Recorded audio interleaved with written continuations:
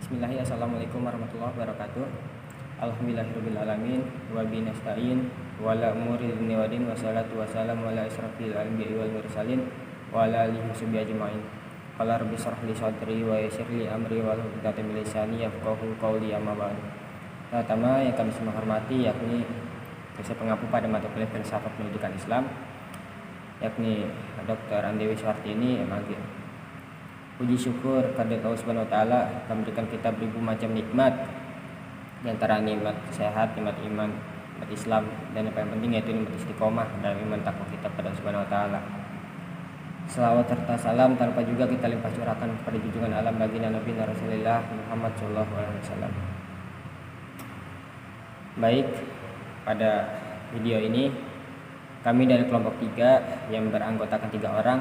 Yang pertama saya sendiri Al-Fari bil Ma'rifah, yang kedua Angga Permana, dan yang ketiga Ainul Nadilah.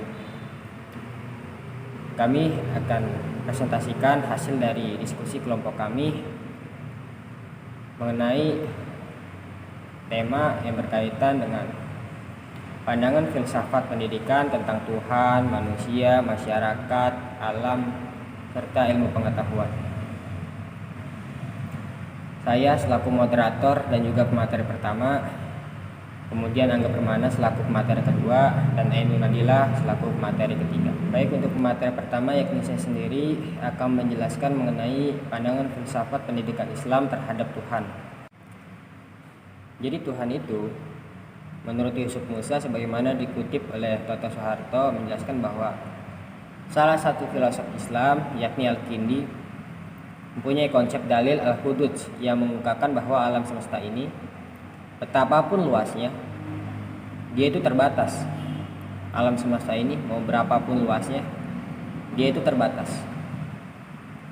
Oleh karena itu alam yang terbatas ini tidak mungkin bersifat azali atau tidak mempunyai awal. Ia memang punya titik awal dalam waktu, dan materi yang melekat padanya juga terbatas oleh gerak dan waktu. Jika materi, gerak, dan waktu dari alam ini terbatas, berarti alam semesta ini baru atau hudud. Segala sesuatu yang baru pastilah ada penciptanya atau muhdats. Oleh karena itu beliau mengatakan bahwa alam ini baru berarti sama dengan mengatakan alam ini dicipta. Kalau alam ini dicipta, maka muncullah adanya pencipta, itulah Tuhan. Lain Al-Kindi, filosof lain yakni Ibnu Sina memberikan argumen tentang Tuhan melalui dalil jawaz atau kemungkinan. Dia membagi wujud ke dalam 3 kategori. Yang pertama wajib al-wujud, yang kedua mungkin al-wujud, dan yang ketiga mumtani al-wujud. Yang pertama wujud niscaya adalah wujud yang senantiasa harus ada dan tidak boleh tidak ada, pokoknya harus ada. Itu namanya wujud niscaya. Kedua, wujud mungkin adalah wujud yang boleh saja ada dan boleh tidak. Sedangkan wujud mustahil adalah yang keberadaannya tidak terbayangkan oleh akal. Alam ini adalah wujud yang boleh ada dan boleh tidak. Maka alam bukan wujud niscaya atau wujud yang harus ada, karena dia boleh tidak ada. Namun karena alam juga boleh tidak ada, maka ia dapat juga disebut wujud mustahil. Akan tetapi nyatanya alam ini ada, maka dipastikan sebagai wujud al-mungkin. Tema mungkin menurut Ibnu Sina adalah potensial, kebalikannya dari aktual. Dengan mengatakan bahwa alam ini mungkin pada dirinya, berarti sifat dasar alam ini adalah potensial, boleh ada dan boleh juga tidak, dan tidak mengada dengan sendirinya. Karena alam ini potensial, ini tidak mungkin ada tanpa adanya sesuatu yang telah aktual, yang telah mengubahnya dari potensial menjadi aktual. Sesuatu yang aktual yang telah mengubah alam potensial menjadi aktualitas, itulah Tuhan, yang wujud niscaya, yang wujud harus ada dan tidak boleh tidak ada, itulah Tuhan. Hal ini masih menurut Yusuf Musa sebagaimana dikutip oleh Al-Quraish Shihab dalam wawasan Al-Quran. Kemudian Ibnu Rus berargumen yang berbeda dengan kedua tokoh di atas, bahwa Ibnu Rus terkenal dengan konsep atau dalil inyahnya dengan pemikiran logis spekulatifnya. Ia berpendapat bahwa perlengkapan atau fasilitas yang ada di alam ini diciptakan untuk kepentingan manusia. Kayak mobil diciptakan untuk kepentingan manusia, motor diciptakan untuk kepentingan manusia, kipas angin diciptakan untuk kepentingan manusia, uang diciptakan untuk kepentingan manusia, wajan tempat kita makan diciptakan untuk kepentingan manusia. Ini berarti sebagai bukti bahwa adanya Tuhan yang Maha Pengasih, yang mengasihi segala macam fasilitas yang ada di muka bumi ini. Seperti itu. Buktikan bahwasanya Tuhan itu ada, dengan melihat segala macam fasilitas yang ada di muka bumi ini. Itu menurut Ibnu Rus. Kemudian dilanjut oleh materi kedua, yaitu Angga Permana. Kepadanya kami persilakan. Selanjutnya, di sini saya akan menjelaskan tentang pandangan filsafat pendidikan Islam terhadap manusia. Manusia senantiasa keliru dalam memahami dirinya. Kadangkala ia cenderung untuk bersikap superior, sehingga memandang dirinya sebagai makhluk yang paling besar dan agung di alam ini. Bahkan superioritas ini diserukan dengan penuh keangkuhan, kecongkakan dan kesombongan. Kadangkala pula dia cenderung untuk bersikap inferior, sehingga memandang dirinya sebagai makhluk yang paling hina dan rendah di dunia ini. Karena itu dia bersujud kepada pohon, batu, sungai, gunung, atau binatang. Menurut keyakinannya, keselamatan hanya akan diperoleh jika dia bersujud kepada matahari, bulan, bintang, api, dan makhluk-makhluk lain yang dipandangnya memiliki kekuatan dan kekuasaan untuk memberikannya bahaya atau manfaat kepadanya.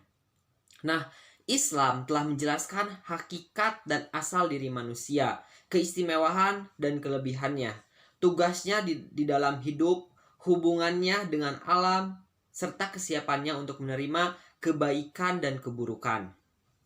Hakikat dan asal diri manusia berpangkal pada dua asal. Asal yang jauh, yaitu kejadian pertama dari tanah, ketika Allah menyempurnakannya, kejadiannya dan meniupkan ruh ciptaannya kepadanya. Dan yang kedua yang dari dekat, yaitu kedua dari nutfah. Ya.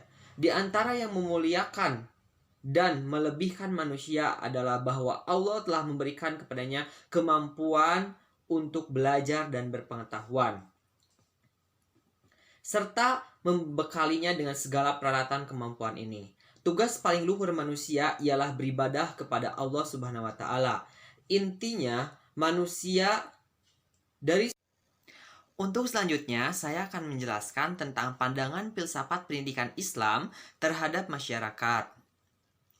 Dalam kitab Al-Mufradat fil Gharib Al-Quran, masyarakat diartikan sebagai semua kelompok yang dihimpun oleh persamaan agama, waktu, tempat, baik secara terpaksa maupun kehendak sendiri. Nah, berkaitan dengan itu, Murtado Mutahari berpendapat bahwa masyarakat adalah kumpulan dari manusia yang antara satu dan lainnya saling terkait oleh sistem nilai, adat istiadat, ritual-ritual, serta hukum-hukum tertentu, dan bersama-sama berada dalam suatu iklim dan bahan makanan yang sama. Adapun inti dari pendapat tersebut di atas bahwa masyarakat tempat berkumpulnya manusia yang di dalamnya terdapat sistem hubungan, aturan, serta pola-pola hubungan dalam memenuhi hidupnya. Hal ini sejalan dengan pendapat Ibnu Khaldun yang mengatakan bahwa adanya masyarakat yang memiliki ciri-ciri yang demikian itu adalah merupakan suatu keharusan, karena menurut wataknya manusia adalah makhluk sosial. Secara individual, manusia membutuhkan masyarakat atau sebagaimana atau kota sebagaimana mereka katakan. Baik, selanjutnya dilanjut kepada materi terakhir, materi ketiga, yaitu kepada Ainun Nadilah. Kepadanya kami persilakan. Baik, terima kasih kepada moderator yang telah mempersilahkan saya. Di sini saya Ainun Nadilah, NIM 119200215 akan memaparkan materi mengenai pandangan filsafat pendidikan Islam terhadap alam dan juga pendidikan. Yang pertama, pandangan filsafat pendidikan Islam terhadap alam. Dilihat dari sudut pandang filsafat, alam semesta banyak memberikan inspirasi kepada manusia untuk memahami keagungan Sang Pencipta. Dalam ajaran Islam, alam semesta merupakan sarana belajar sepanjang hayat bagi manusia. Dalam bentangan alam semesta yang luas, secara tersirat terkandung ayat-ayat kauniyah. Melalui firman-Nya, Allah Subhanahu wa Ta'ala sebagai Khalik berkali-kali menganjurkan manusia untuk melihat dan juga merenungkan alam semesta. Dengan mengetahui dan memahami alam semesta, manusia yang berpikir dapat merasakan getaran dalam jiwanya sebagai tanda pengakuan akan keagungan Allah Subhanahu wa Ta'ala. Kemudian, menurut pandangan filsafat pendidikan Islam, kata alam berasal dari bahasa Arab, yaitu alam, yang memiliki arti akar kata yang sama dengan ilmu, yaitu artinya adalah pertanda. Ketiga kata tersebut memiliki keterkaitan makna. Alam sebagai ciptaan Allah Subhanahu wa Ta'ala merupakan identitas yang penuh hikmah sebagai bahan renungan bagi manusia. Dengan memahami alam, manusia akan mengetahui tentang alamat atau tanda-tanda adanya Sang Maha Pencipta. Semakin dekat dengan alam, maka semakin paham tentang adanya Zat yang Maha Kuasa. Nah, kaitannya dengan filsafat pendidikan Islam, perlu digarisbawahi bahwa Allah Subhanahu wa Ta'ala itu maha adil dan juga bijaksana. Di satu sisi, Allah mengangkat Adam alaihissalam sebagai khalifah dan manusia diciptakan untuk beribadah. Di sisi lain, Allah Subhanahu wa Ta'ala menurunkan kitab-kitabnya, yaitu Al-Quran, sebagai petunjuk dan telah menciptakan alam semesta sebagai sarana. Kedua hal tersebut untuk mendorong manusia agar dapat melaksanakan tugasnya dengan sebaik-baiknya. Dengan demikian, Allah menurunkan Al-Quran kepada Nabi Muhammad SAW itu sebagai kitab bacaan untuk disampaikan kepada manusia, dan menciptakan alam sebagai kitab pengamatan dan penelitian. Nah, kemudian alam semesta ini adalah ekspresi nyata tentang hal-hal yang terdapat dalam Al-Quran.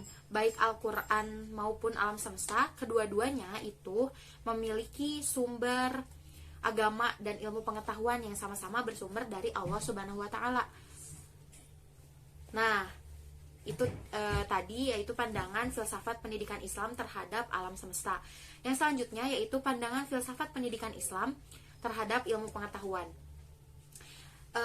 Ilmu pengetahuan ini merupakan produk kegiatan berpikir manusia untuk meningkatkan kualitas kehidupannya dengan jelas, dengan jalan menetapkan ilmu pengetahuan yang diperolehnya.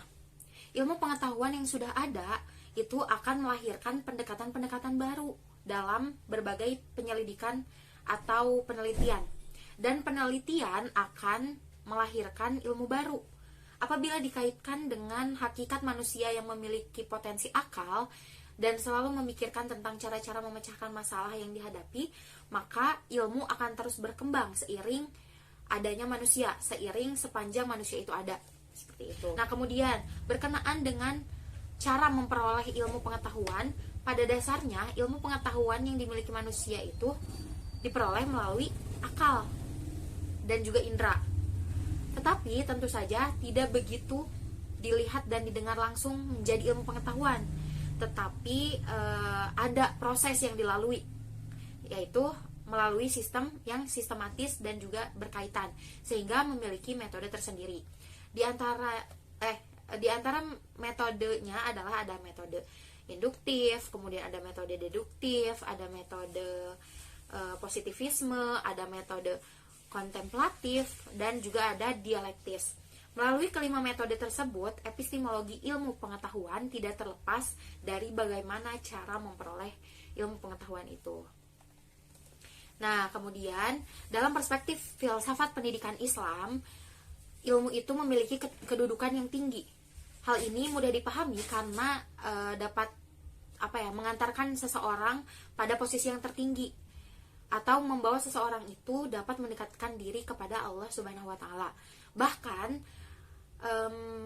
dalam Al-Qur'an, yaitu dalam Quran surat Al-Mujadilah ayat 11 itu menyatakan bahwa orang yang berilmu akan diangkat derajatnya oleh Allah Subhanahu wa taala.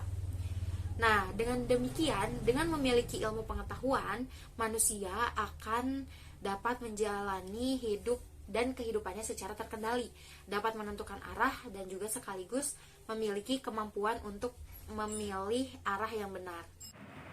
Dari pembahasan semua ini dapat kami simpulkan bahwa Tuhan dalam pendidikan merupakan sumber ilmu pengetahuan yang diaplikasikan lewat wahyunya yang berupa ayat-ayat qauliyah dan ayat-ayat kauniyah. Ayat qauliyah yaitu Al-Quran dan Hadis, kauniyah yaitu alam semesta. Dari Tuhan, sumber itu akan bentuk kesatuan kerangka pengetahuan integratif yang dua-duanya berfungsi untuk mengenal Tuhan dengan datangnya dari Tuhan itu sendiri. Sedangkan manusia adalah makhluk ciptaan Allah SWT yang merupakan makhluk yang paling mulia dibandingkan dengan makhluk-makhluk lainnya di alam semesta ini. Salah satu kelebihan tersebut karena dianugerahi akal dan kemampuan berpikir serta dipercaya mengemban tugas sebagai khalifah di muka bumi. Dengan dianugerahi akal tersebut, manusia memiliki kelebihan, di antaranya yakni dapat membedakan antara yang baik dan yang buruk, menyeimbangkan antara hak dan kewajiban, mampu berpikir untuk meningkatkan martabat, mampu mengembangkan ilmu pengetahuan melalui penelitian, serta mampu menggali potensi yang ada dalam dirinya dan potensi yang terkandung dalam alam semesta ini. Dalam perspektif Islam, masyarakat Muslim merupakan masyarakat yang istimewa, berbeda dengan masyarakat lainnya. Hal ini karena masyarakat tersebut dibentuk oleh syariat Islam yang kekal, yang diturunkan oleh Allah dengan sempurna. Sekian dari kelompok kami. Terima kasih atas segala perhatian dan mohon maaf atas segala kekurangan. Kami akhiri. Wassalamualaikum warahmatullahi wabarakatuh.